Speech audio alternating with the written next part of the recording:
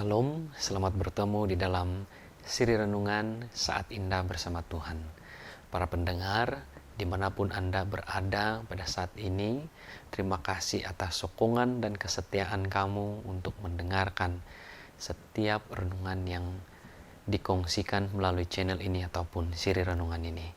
Saya yakin dan percaya pastinya kamu sudah diberkati dengan setiap firman Tuhan yang sudah dikongsikan para hamba Tuhan yang sudah mengongsikan firman Tuhan sebelum ini. Untuk siri renungan pada kali ini, saya akan menemani Anda dan kita bersama-sama untuk menikmati firman Tuhan. Nah, senang untuk saya mengongsikan firman Tuhan, dan sebelum itu saya ingin membawa kita untuk bersatu di dalam doa. Bapa di surga, terima kasih atas kebaikan-Mu hari ini. Saat ini kami mempelajari firman-Mu, urapi kami dengan Roh Kudus-Mu, sehingga kami boleh mendengarkan ini dengan baik dan juga menanggapnya dan melakukannya sesuai dengan kehendak-Mu. Inilah doa kami dalam nama Yesus. Amin. Saudara dan saudari yang saya kasihi dalam Kristus Yesus, pernahkah di dalam kehidupan kamu melakukan satu tindakan ataupun keputusan yang terburu-buru, dan kesan daripada tindakan yang terburu-buru ini memberikan kesan yang buruk ataupun negatif dalam kehidupan kamu sehari-hari, dan itu mempengaruhi kehidupan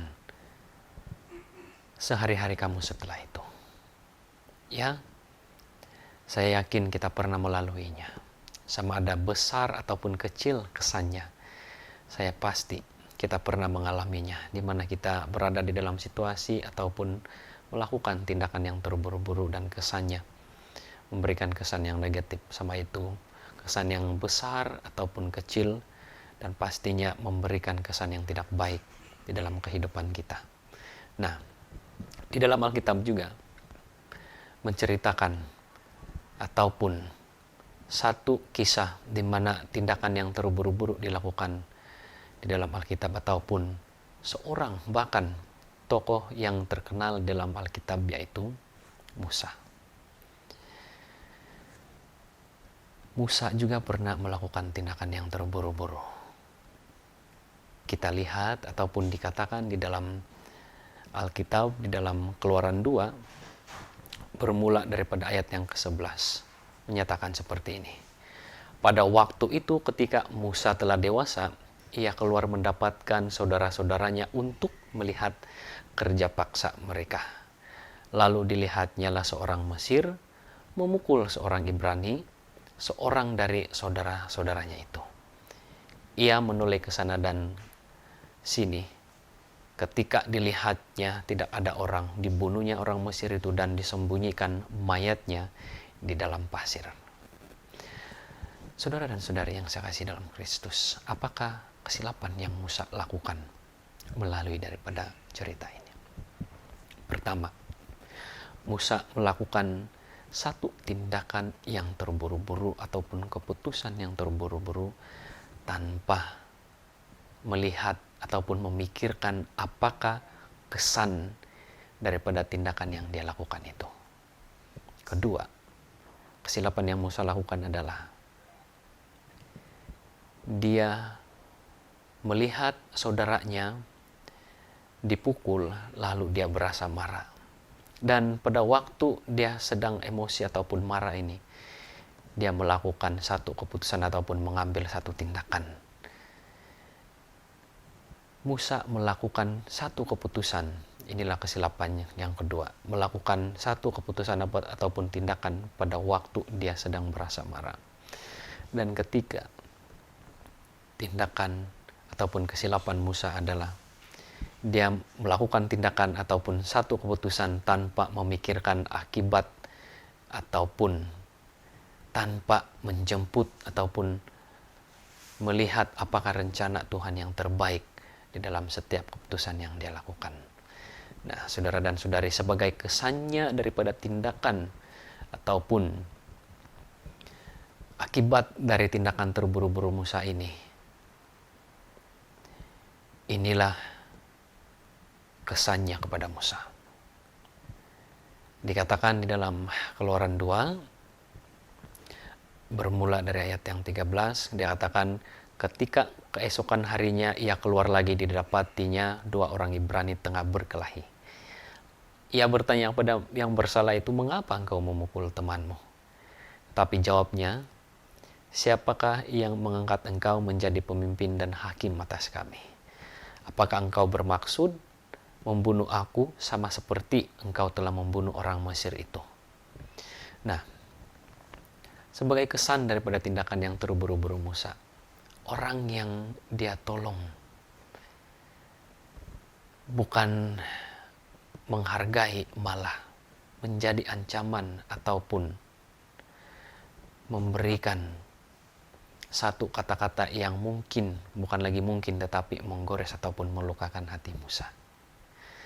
Dan akibat yang seterusnya daripada tindakan terburu-buru Musa ini, di dalam Keluaran 2 ayat 15, ketika Firaun mendengar tentang perkara itu, dicarinya ikhtiar untuk membunuh Musa.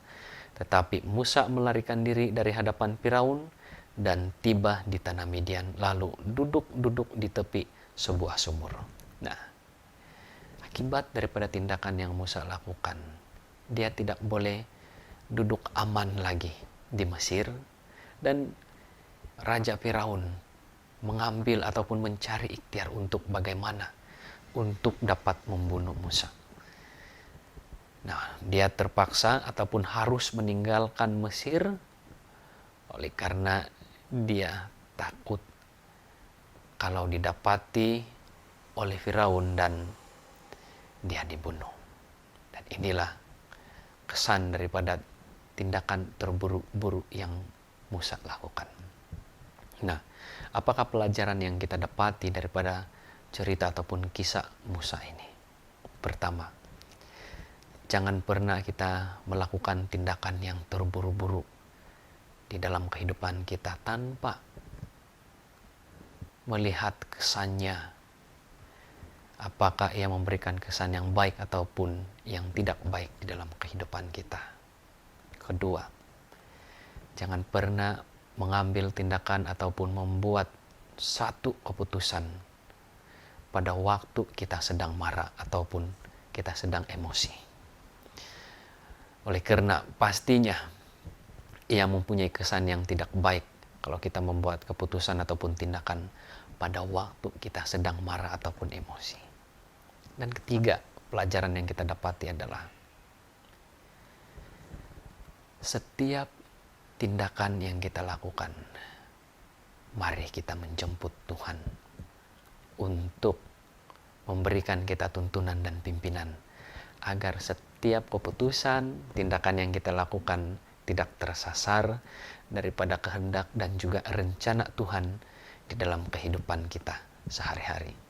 Dan saya yakin pastinya setiap tindakan yang kita lakukan dengan pimpinan Tuhan pastinya memberikan sukacita dan kesan yang baik, bahkan yang paling terbaik di dalam kehidupan kita.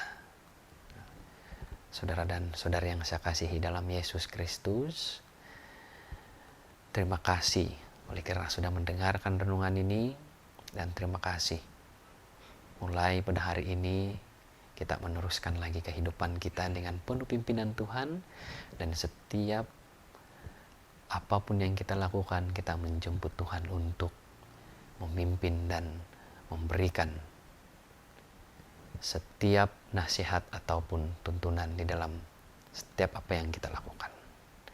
Kiranya Tuhan memberkati dan juga diberkati dengan renungan ini.